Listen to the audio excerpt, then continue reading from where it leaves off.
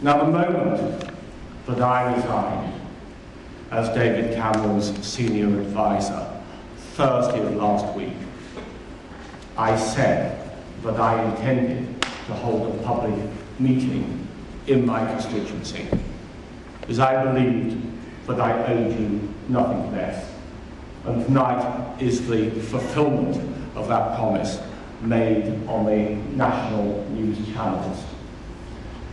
Now, I believe that this meeting is an opportunity for me to say sorry in a second, to present you with the facts, which are very important, and to look to the future. And most importantly of all, as David has already said, for you to have your say. And where there's a question, I will do my very best to answer that question. I want to start with my profound apologies for dragging our Bracknell constituency into the furore of MPs' expenses. It particularly saddens me that this has happened, because since 1983, I have represented this constituency. And if there is one aspect of my life as a Member of Parliament which I value and treasure, and which means most to me, it is working for my constituents as individuals, working for the groups that are here, and having a good, happy relationship with everybody, whether they voted for me or not, whatever their political persuasion or of no political persuasion at all. And that is why I want to apologise to you personally, as I've already done in the local newspapers. I now want to turn to the facts. As David's senior advisor, I was very closely involved with what I believe was his excellent policy to take a tough line on MPs' expenses and drive forward change and reform, which is long overdue to this archaic system, which has singularly failed. And he gained huge respect and admiration last week for his tough stance, up and down the land.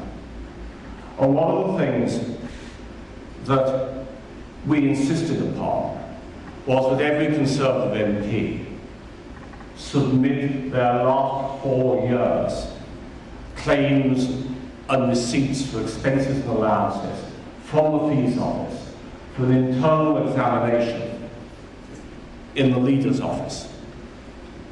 And I very deliberately felt in my position, along with members of the Shadow Cabinet, should lead by example and do that first.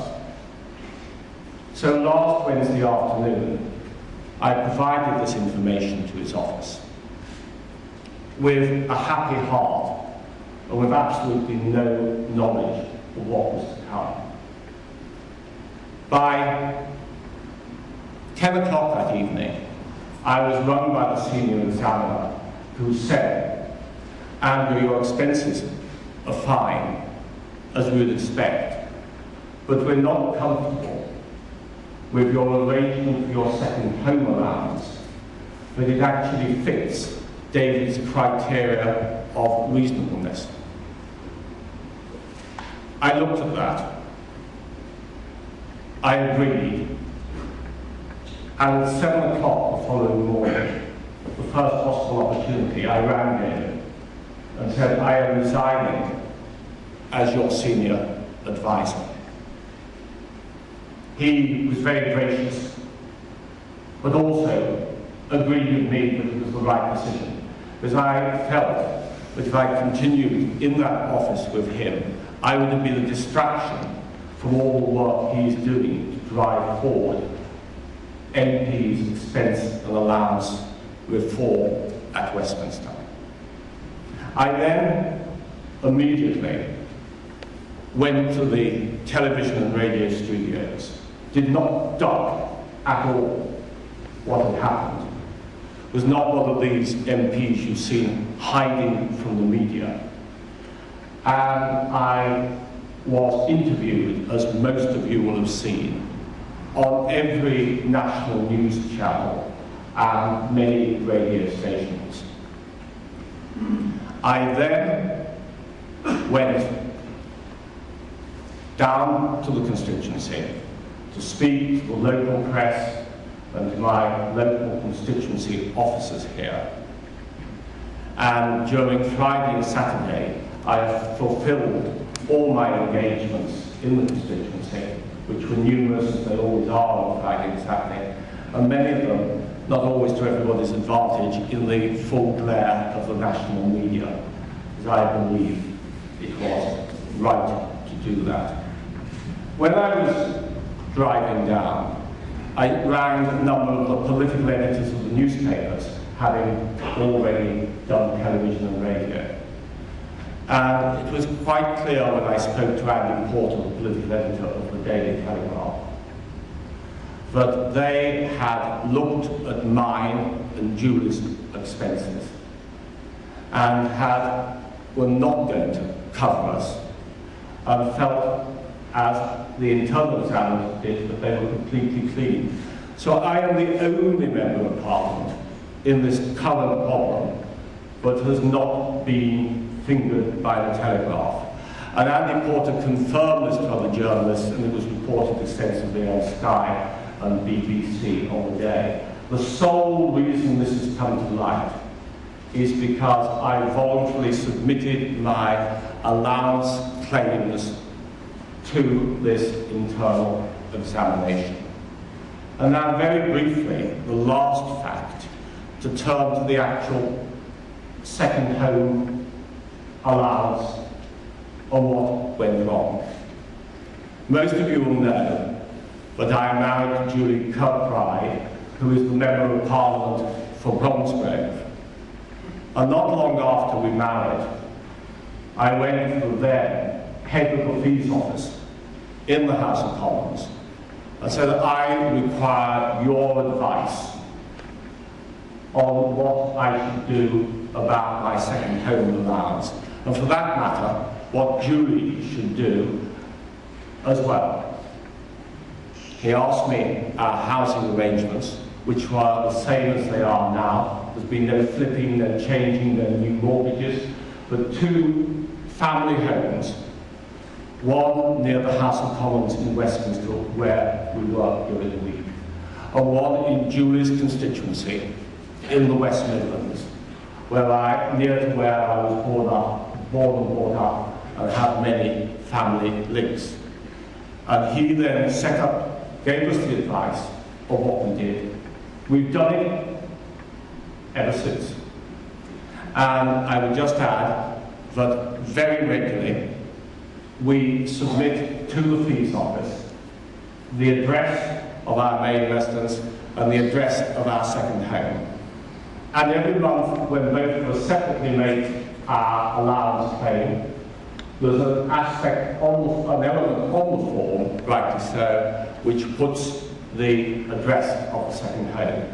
So I've been absolutely transparent. Not only did I take the advice, I didn't come with an idea. I asked for advice, accepted the advice, implemented the advice, and transparently continued to actually fill in the forms correctly with the addresses. And at no point did anybody say, this is wrong.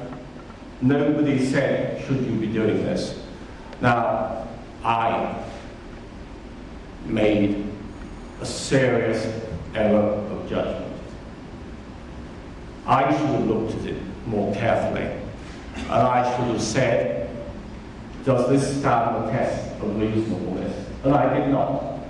And if I had, you wouldn't be here tonight, and I would not be here tonight. And that is why I resigned as David's advisor. So I'd just like to conclude by saying this. It has been my life's work to represent this constituency. Coming up next month for 26 years. I hope when the time comes, you will judge me both on what has happened, for which I've apologised, but I held my hands up the moment it was brought to my attention, but also on the work I have done in this constituency during that time. And to that end, I have informed my Bracknell Conservative Association that I do not accept that my re-adoption as the Conservative candidate for the next election, which took place some 18 months ago, is satisfactory. And I have said that I insist on submitting myself to them again for full cross-examination by all the members of the local party, and then they will make a decision as to whether they wish me to be the Conservative candidate at the next election, which I would like to be because I love the job and I love working here, or whether they think it would be right to have a new candidate. And if they select me, then it will be up to you and another 80,000 like you to judge me on my record and decide whether to vote for me or not as the Member of Parliament after the next general election. I'd be very happy to take any questions and comments. Thank you very much. Thank you.